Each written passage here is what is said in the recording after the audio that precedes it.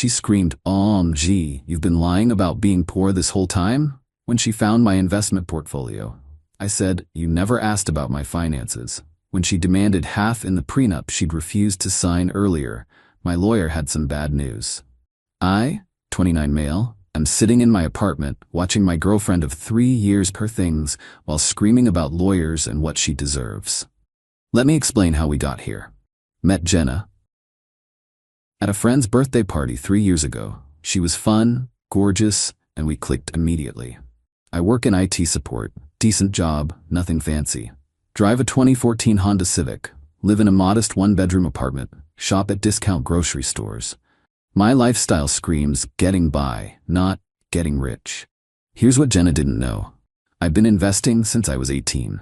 My grandfather left me $15,000 when he died. Instead of blowing it, I learned about index funds, compound interest, and living below my means. Lived like a college student through my 20s while investing 60% of my income. Current portfolio value, around $340,000. Never lied about it, she just never asked. Jenna works in marketing, makes decent money, but she spends it all. Designer bags, expensive brunches, trips she posts all over Instagram. Always complained about being broke by the 20th of each month. I'd cover our dates those last 10 days, nothing fancy. Pizza, Netflix, maybe Chinese takeout. 6 months ago, I suggested moving in together. Also, suggested a prenup. Just wanted to keep our finances separate, protect what we both brought in. Her reaction was nuclear. A prenup? Are you serious? That's for rich people. What are you protecting, your PlayStation and that ancient Honda? This is so insulting. If you loved me, you'd trust me. She cried. Said I was planning for failure, that prenups were unromantic, that it showed I didn't believe in us. I tried explaining it protected both of us. She wasn't hearing it. If you bring up that stupid prenup again, we're done. So I dropped it. We moved in together, kept our finances separate. I paid my half of rent and utilities, she paid hers. Seemed fine. Until yesterday. I was at work. Jenna was homesick. She needed to print something and her laptop was dead. Used my desktop computer. I'd left my Vanguard account logged in. Stupid mistake. Got home to her sitting on the couch. Laptop open, face pale. What the hell is this? She turned the screen toward me. My portfolio. $342,000 and change. That's my investment account. Your what? This is over $300,000. Yeah, I've been investing for 11 years. That's when she screamed. OMG, you've been lying about being poor this whole time? I never said I was poor. I live within my means. You let me think you were broke. You drive that piece of crap car. You wear the same 5 shirts. We eat ramen twice a week. I like ramen, and my car runs fine. This is fraud. This is financial abuse. You lied to me. When did I lie? Did you ever ask about my savings, my investments? You assumed. She started crying, then angry crying, then just pure rage. 3 years. 3 years I've been with someone pretending to be poor. Do you know how embarrassing this is? My friends think I'm dating a loser. So you're embarrassed by me? That's not. You're twisting this. You're rich and you let me struggle. You make $65,000 a year, Jenna. You struggle because you spend $70,000. That didn't help. She stormed into the bedroom, could hear her on the phone. 20 minutes later, came back out. I talked to my cousin. She's a paralegal. She says since we live together and you hid assets, I could be entitled to half. I laughed. Couldn't help it. Jenna, we're not married. We're roommates who sleep together, and I didn't hide anything. You never asked. We're domestic partners, common law. Our state doesn't recognize common law marriage, and we've only lived together 4 months. Her face went red. I want that prenup now. What? The prenup you wanted. I'll sign it, but I want half your investments. It's only fair since you tricked me into this relationship. The absolute audacity. Jenna, that's not how prenups work. They protect assets from before marriage. We're not even engaged, and you can't retroactively demand terms. Then propose and give me a fair prenup. Fair? You just said you deserve half of my pre-relationship assets because you didn't know they existed. How is that fair? She grabbed her phone. I'm calling a lawyer, a real one. You'll be hearing from them. That was yesterday. She slept on the couch. This morning she started packing, still on the phone with various people, crying about how I financially manipulated her. The funniest part? She kept yelling about the prenup I should have insisted on, while simultaneously explaining why she deserves half my money. My lease is only in my name. Told her she has 30 days to find a new place. She screamed that I can't evict her. I explained that she's not on the lease, just a guest who's overstayed. Now she's saying she'll sue me for financial deception and emotional damages. Good luck with that. Update 1. Well, Jenna went full nuclear. First, she refused to leave, said she'd established residency and I'd have to formally evict her. She was technically right. She'd been here 4 months, received mail here. So I started the legal eviction process. 30-day notice filed properly. But she didn't just dig in. She started documenting everything, taking photos of my poverty lifestyle as evidence of my deception. My old couch, comfortable. My basic wardrobe, clean and functional. My pantry full of store-brand items, they taste the same. She posted it all in a Google Drive folder titled Evidence of Fraud. Then came the lawyer, or rather, lawyer. She couldn't afford an actual attorney, shocked Pikachu face, so she went to one of those legal aid clinics. They apparently told her she had no case, so she hired some guy she found on Craigslist who claimed to be a legal consultant. Derek. Derek called me. Not a letter, not formal communication. A phone call. Mr. Me, my client Miss Jenna feels you've perpetrated a gross deception. And you are? Derek Williamson, legal consultant. Are you a licensed attorney? Pause. I'm a legal consultant with extensive experience in domestic financial disputes. So, not a lawyer. I have certificates. I hung up, Googled him. Dude sells supplements and does legal consulting, on the side. No law degree, no license, just certificates from online courses. Jenna then tried a different approach. She went to my workplace, showed up at reception crying, asking to speak to my manager about my abuse. Security called me down. She was in the lobby, mascara running, telling anyone who'd listen that I was a financial predator who trapped her with poverty. My manager Todd, absolute legend, came down with me. Jenna, he's been hiding hundreds of thousands of dollars. He's abusing me. Ma'am, his personal finances aren't company business. He used work computers to manage secret accounts. Me, I use my phone for investing, on breaks. Ma'am, you need to leave or we'll call the police. She left, but not before shouting that she'd be reporting this to corporate. That evening, she'd changed tactics again. Suddenly sweet. Cooked dinner, first time in months. Wore the dress I'd complimented once. Baby, I overreacted. I was just shocked. Can we talk? Sure. I understand you were being frugal. That's actually really attractive. Shows you're responsible. Okay. So I was thinking, why don't we get engaged? Make this official. I love you, not your money. Jenna, you literally demanded half my investments 2 weeks ago. I was emotional. Look, we can do the prenup thing, but like a fair one. Maybe I get 25% since I've been supporting you emotionally for 3 years? Supporting me? You've been embarrassed by me, your words. I didn't mean that. I was surprised. Come on, 20%. That's like a finder's fee for being your girlfriend. A finder's fee for dating me. Jenna, no. The sweet act dropped immediately. Fine. Derek says I have grounds for a palimony suit. Palimony doesn't exist in our state. Also, Derek isn't a lawyer. He's consulting with a real lawyer. Sure he is. 2 days later I got served. Not with real legal papers. With something Derek had clearly made using a template. It was riddled with errors, referenced laws from different states, and demanded $150,000 in damages for financial misrepresentation in a domestic partnership. My actual lawyer, hired him after the workplace incident, laughed for 5 solid minutes. He sent Derek a cease and desist letter explaining that practicing law without a license is a felony. Derek disappeared real quick after that, but Jenna wasn't done. She started a GoFundMe. Update 2. The GoFundMe was titled, Help Me Escape Financial Abuse. Her story. She'd been with a narcissistic partner who hid vast wealth while forcing her to live in poverty.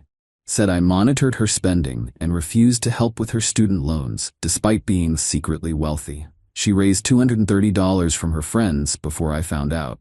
My lawyer sent GoFundMe evidence that she was lying. The fundraiser got pulled within 48 hours. But the damage to her reputation was done. Her friends now knew she was begging for money online. The eviction date was approaching. 2 days before she had to leave, things got weird. Came home to find my apartment rearranged. Furniture moved, kitchen reorganized. She'd gone through everything. What did you do? I cleaned, trying to show you I can be a good partner. But things were missing. Small stuff. My backup hard drive. Some old electronics. A box of coins I'd been collecting. Where's my stuff, Jenna? What stuff?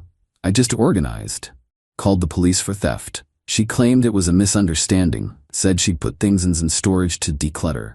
Police said it was a civil matter unless I could prove theft. Next day, caught her on my laptop again.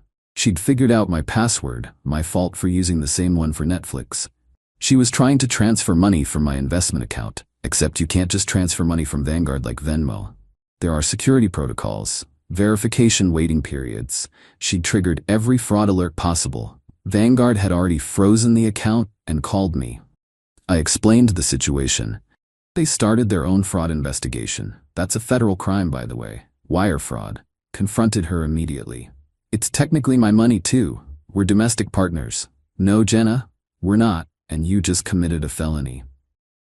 She panicked, started crying about how she was desperate, and I was forcing her into poverty. I called my lawyer. He advised me to document everything and let her finish hanging herself. She did.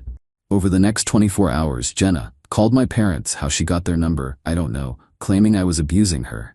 Emailed my company's HR with concerns about my mental stability.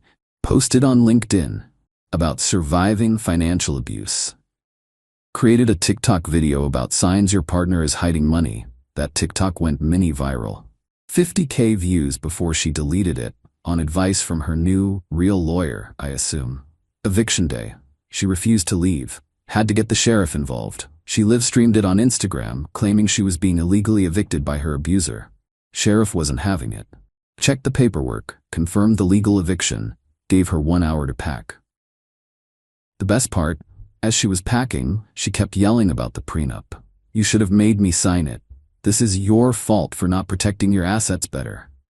The sheriff actually stopped packing and looked at her. Ma'am, are you saying you wish you'd signed a prenup? Yes. Then I'd at least have something. That's not how prenups work. Even the sheriff understood better than Jenna. She finally left, but not before one final act of revenge. She called the IRS. Final update. The IRS tip line apparently gets a lot of bitter ex calls. They have a whole process for it.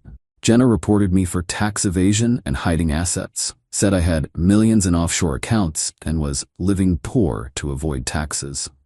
Here's the thing about index funds in a regular taxable brokerage account. They're incredibly boring and completely legal. I pay taxes on dividends. I'll pay capital gains when I sell. Everything is reported. It's the most vanilla investing possible. The IRS sent me a letter asking for some documentation. I sent them 5 years of tax returns showing all my reported investment income. They closed the case in 2 weeks. But Jenna's fraud attempt on my Vanguard account? That didn't go away. Vanguard's fraud department filed a report. The FBI Financial Crimes Division got involved. Wire fraud over $1,000 is their jurisdiction. They contacted me for information. Gave them everything. The emails where she admitted trying to transfer money. The texts demanding half my assets. The recorded call where she said she deserved access to my accounts. They arrested her 2 months after she moved out. She called me from jail.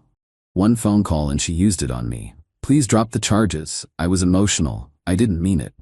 I didn't press charges, Jenna. Vanguard did. The FBI did. I'm just a witness. You can tell them to stop. That's not how federal prosecution works. I could go to prison. Yes, that's what happens when you commit wire fraud. But I didn't actually get any money. Attempted federal crimes are still federal crimes. She hung up on me. Her parents bailed her out. They called me, begging me to make this go away. Explained again that I couldn't stop a federal investigation even if I wanted to. Her mother actually said, but she was going to marry you. That money would have been hers eventually. Ma'am, your daughter refused to sign a prenup specifically designed to keep our assets separate. She was being romantic. These people. Jenna took a plea deal. 2 years probation, $5,000 fine, 200 hours community service. Federal conviction on her record forever. Good luck getting a job in marketing with that.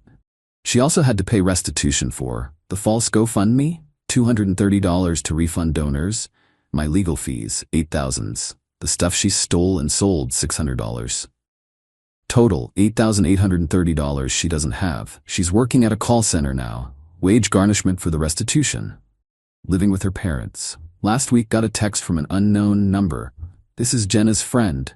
She wanted me to tell you she's sorry and hopes you can forgive her someday. She's in therapy now. I didn't respond. My investments are now at $365,000. Still driving the Honda. Still living in my apartment. Still eating ramen twice a week. The good stuff from the Asian market, though. Started dating someone new last month. Second date, she asked what I do with my money since I live so simply. I invest most of it. Smart, I do the same. Compound interest is magical, right? Think I found the right one. Oh, and I had my lawyer draft a prenup template, just in case. Because the next time someone screams about wanting one after finding my portfolio, I'll have it ready. With a clause specifically stating that attempting to access accounts without permission voids any claim to anything, forever. Jenna taught me that lesson. The hard, hilarious, federal crime way. Quick update, because this is too good not to share. Jenna violated her probation. How? She started a financial literacy coaching business. Website, Instagram, the works. Her bio claimed she was a wealth mindset expert who'd survived financial abuse and could teach women how to identify hidden assets in relationships. For $299, she'd do a wealth detection consultation, where she'd teach women how to find their partner's hidden accounts, legally access financial information, spot signs of financial deception. One small problem: her probation specifically banned her from any activity involving financial advice or accessing others' financial information. One of her first clients? An undercover federal investigator doing routine probation monitoring. She's now serving 18 months in minimum security. Her mother called again. This is all your fault. If you just shared your money, none of this would have happened. Ma'am, if she just asked about my finances instead of assuming, none of this would have happened. She was trying to be respectful of your privacy. She went through my computer without permission. Because you were hiding things.